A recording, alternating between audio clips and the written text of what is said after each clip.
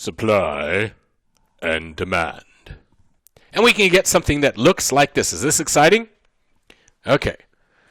So, start by drawing the axes, the y-axis and the x-axis. It's a graph, yes? So we draw the y-axis, we draw the x-axis. The x-axis has the letter Q. Q stands for quantity. The y-axis has the letter P. P stands for price. Price and quantity. We have the red downward sloping line, which is labeled D, which is the demand curve. And why does it slope down? It slopes down because consumers prefer low prices. So we buy more out. We buy more out here where prices are low and less up here where prices are high. All right? So we have prices and quantities. We have this downward sloping line. And we picked a point on here where price is $100 and we're going to buy 10. Okay? So again, this is all about price and quantity. Now in some ways we draw this backwards because really we think given price, right? Price is the cause and quantity is the effect. So price should be on the x-axis and quantity should be on the y-axis, but that's not the way we draw it. It's tradition that we put quantity on the x-axis and price on the y-axis. Okay? So, when we talk about demand, when an economist says demand, we're talking about the whole curve. So if we say demand has changed, that means the whole curve moved. If we say quantity demanded, that means that line stayed right there and we moved from here. We either moved up or we moved down, but we stayed on the line. So that move is quantity demanded. A whole new curve would be a change in demand. All right. Last chapter, or some chapter ago, we talked about marginal benefits and marginal costs. Demand is really marginal benefit. So sometimes you'll see a graph with an MB on it. That's a demand curve. Demand, marginal benefit, same thing. Okay? And remember that demand is about this willing and able.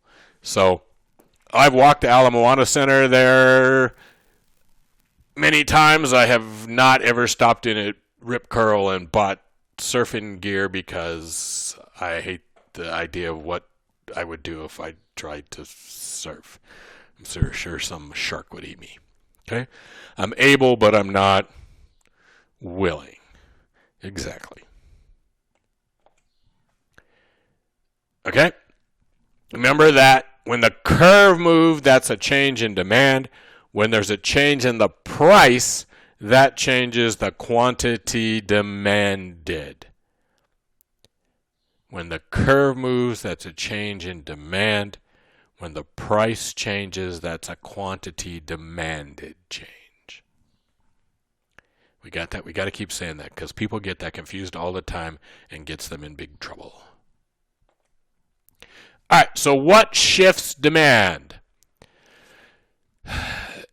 What can change demand? And that means make the curve move. So number one, prices of related goods and future prices of future. If you're thinking about buying a refrigerator this year and a refrigerator next year are related goods. They're separate things. So expected future prices of the current good that I'm looking at has an effect. If I think that prices of some new car I'm looking at are going to go up next year, I might try to buy it now. Okay? Income and even expected future income has an effect on what I buy, right? If I'm worried that I'm about to get laid off from my job and my income is going down, that's going to change my demand for things, right? Even though my income maybe hasn't gone down and maybe in the end it doesn't go down, I'm worried about it, okay? Population and demographics. The more people there are, the more stuff gets bought. As the population gets older, older people buy stuff that younger people don't. Okay? And then there's what we call tastes or preferences. People like different things. And we'll go through this step by step. Okay? Demand shifters are about consumer utility. They're about how happy the consumers are. So when you say, what effect will this have on the curve? Ask yourself, are consumers happier or sadder? Happier consumers are going to demand more. Less happy consumers are going to demand less. All right, so thing number one is what we call substitutes. So in some sense, Taco Bell and Cafe Rio and Del Taco and Chipotle are all substitutes. All right? They all make sort of the same thing, and you can buy a taco at all four places, or burrito at all four places. So let's suppose the price of substitute X rises. Let's suppose that Taco Bell raises their prices. The price of substitute X. So Taco Bell raises their prices. The demand for good Y then goes up. So if Taco Bell raises their prices, the demand for Del Taco will go up. The demand for Cafe Rio will go up. The demand for Chipotle will go up. So when Taco Bell raises their prices, the demand curves for the other three restaurants here will shift. It'll move because the price of the substitute changed. When United Airlines changes their fares, that affects what Southwest sells. So if United raises their fares, some people will substitute away from United and toward Southwest, and Southwest's demand will increase. Complements are things that go together. So peanut butter and jelly, airplanes and hotel rooms, those things tend to be purchased together. If the price of complement X rises, think of this through. If the price of peanut butter goes up, what's going to happen to the demand for jelly? If the price of airline tickets goes up, what's going to happen to the demand for hotel rooms? Yeah, it should be obvious. The demand for the good falls, for good Y falls. So if peanut butter gets more expensive, the demand for jelly will fall. If airplane tickets get more expensive, the demand for hotel rooms will fall. Okay? With income, we have two kinds of goods. We have what are called normal goods. First, a normal good is a good that you buy more of as your income rises. So you go out to eat more as your income rises. You buy more expensive cars as your income rises. As your income rises, and if you buy more, so if we buy more of something, that's a normal good. There are goods that are called inferior goods, and inferior goods are goods that we buy less of as our income rises. Pretty sure Kim Kardashian never sends the chauffeur out to buy a box of mac and cheese. Just guessing. Okay? Pretty sure when Kim Kardashian goes car shopping, she doesn't buy a Civic. Just because as our incomes rise, we tend to buy fewer Civics does not make the Civic a bad car. Okay? Inferior good does not mean the product is bad or tastes bad, though it might. It doesn't mean that it's low quality or anything. It just means that as our income rises, we buy less of it. So there are really good entry-level cars that are really nice cars, but they're inferior goods because as your income rises, you tend to buy less of them. Does that make sense? It's not inferior in the sense of quality. Inferior just means when we get rich, we ain't buying that. Okay? Population should be obvious. The more people there are, the more we demand things, right? We sell more tacos in Las Vegas today than they did 40 years ago when there were a third as many people living here. Okay? And then last is taste, and whether we like something or not affects us. And I put this up here many years ago. One Christmas, the hottest item for sale at Christmas, the one that was hardest to find, was this thing called a pet rock. So you came in this box, it had air holes in it for your rock, so your rock wouldn't suffocate when you bought your rock. And once you got your rock, it came with, how to train your rock. So you could train your rock to play dead, for example. Huge seller. Millions of them sold. Just that one Christmas. Nobody buys pet rocks anymore. Okay? Tastes matter. Our own preferences matter. So it used to be that basketball players wore the shortest shorts they could get, and then shorts went down past your knees, and now they've come back up a little bit. Okay? if you looked at UNLV, if you look at pictures of UNLV when it first started, all the male students at UNLV are wearing white shirts and little ties. Shirts and ties to school. Not very many students wear shirts and ties to school anymore. Okay? Taste. Taste isn't something that economists deal with very much. It's more, we send you over to the marketing department because, you're not going to get a job. But taste. What a beautiful graph. And again, if you're going to draw this whole graph right now, stop pause me and then draw the graph and then come back after you pause me. Okay? I have 3 demand curves here, which I cleverly labeled D1, D2, and D3.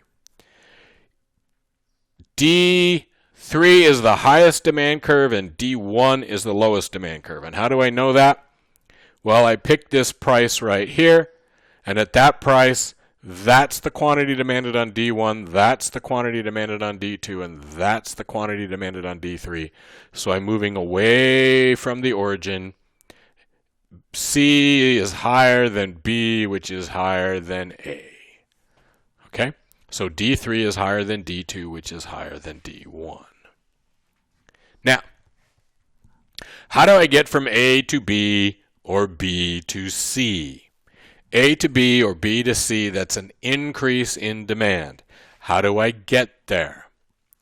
Well, the price of a substitute might rise. Yes, the price of a substitute rises. And so if this is demand for Southwest and United raises their prices, I move from A to B. The price of a complement might fall. If airplane flights get cheaper, all of a sudden there's all these cheap airfares, then more hotel rooms get rented out, and we move from A to B. Okay? Income could rise if this is a normal good, or income could fall if this is an inferior good. If this graph is for ramen noodles and people are losing their jobs, they're going to buy more ramen noodles, we're going to move from A to B. Okay? If there's an increase in the population, we're going to move from A to B. And if for some reason tastes improve, we're going to go from A to B. And we'll do some examples later. Okay, supply. Supply is also about willing. Okay? A business has to be willing to produce something. And why would I be willing to produce something if I'm a business? Because I want to make money. 2, the business has to be able to produce it. There are businesses that would love to sell you a trip to Mars. We don't know. Yeah, we're not going to sell you that. We're not able. And then again, just like before, we have the whole given price thing. The businesses might not be willing to produce something at 10 cents a piece, but at $5 a piece, they're willing to produce it.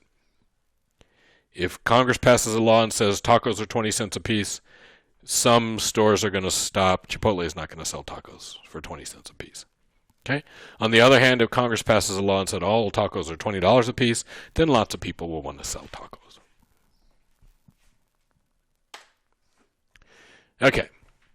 Quantity supplied, the amount of a good that a firm is willing and able to supply at a given price. So you go to the store during the pandemic, there was no yeast. People started doing the whole sourdough, make your own yeast at home thing because you go to the store and you couldn't buy yeast. They were out of yeast. It's not that the firm wasn't willing to supply the yeast. It's they have to grow it, and they weren't able to provide enough yeast to keep the store shelves stocked with yeast.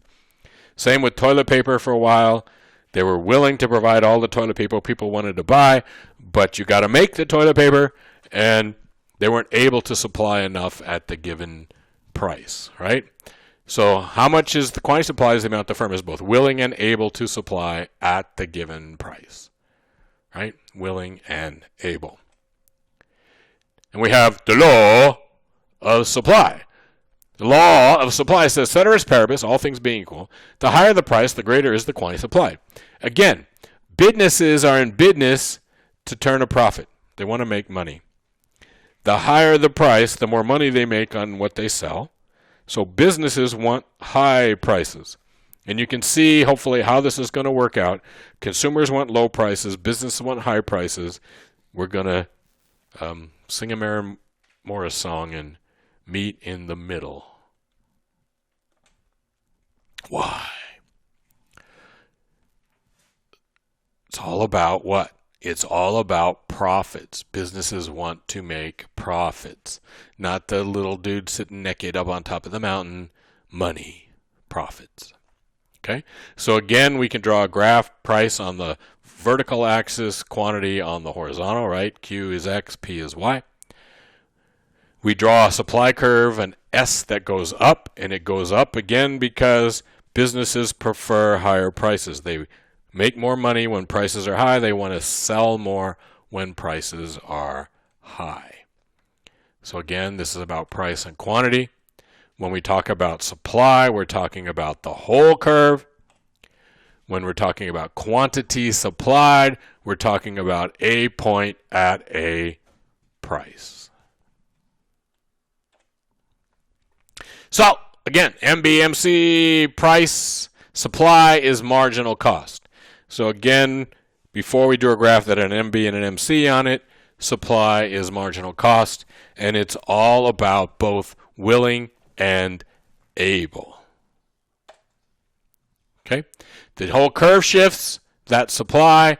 If the price changes, that's a change in the quantity supplied.